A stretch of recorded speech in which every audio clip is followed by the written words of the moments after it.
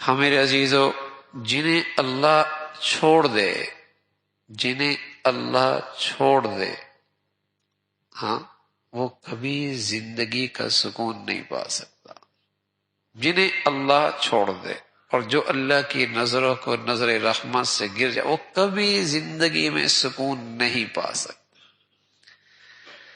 باقی ساری چیزیں اس کے پاس ہو سکتی ہیں، دنیا ہو سکتی ہے، مال ہو سکتا ہے، دولت ہو سکتی ہے، سب چیزیں ہو سکتی ہیں، کیونکہ مال اور اولاد یہ دنیا کی بھلائی نہیں ہے۔ اگر دنیا کی بھلائی مال اور اولاد ہوتی تو اللہ اپنے ہر نبی کو مال بھی دیتا اور اولاد بھی دیتا، اور خاص طور پہ نرینہ اولاد کو، جس کو دنیا سمجھتی ہے بہت بڑی بھلائی۔ مال اور اولاد نرینہ، اگر دنیا کی صرف یہی بھلائی ہوتی تو میں عرض کر رہا ہوں کہ اللہ کا کوئی نبی اس سے خالی نہ ہوتا۔ محمد رسول اللہ ہے، ایک بھی نرینہ اولاد کوئی نہیں۔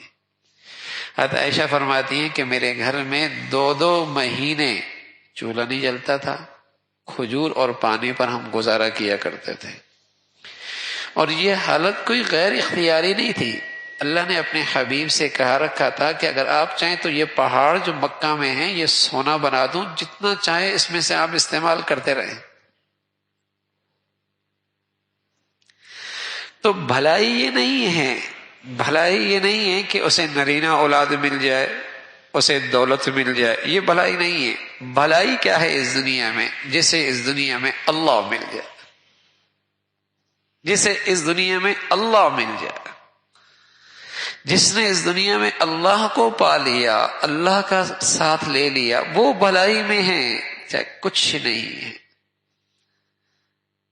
یہ تو ہماری بھول ہے یا ناسمجھی ہے کہ جس کے پاس دولت دیکھ لی، بڑا اسٹیٹس دیکھ لیا، اولاد نرینہ دیکھ لی، بڑے نصیب اچھے ہیں اس کے، بڑے نصیب اچھے، اس کی قسمت بڑی اچھی ہے۔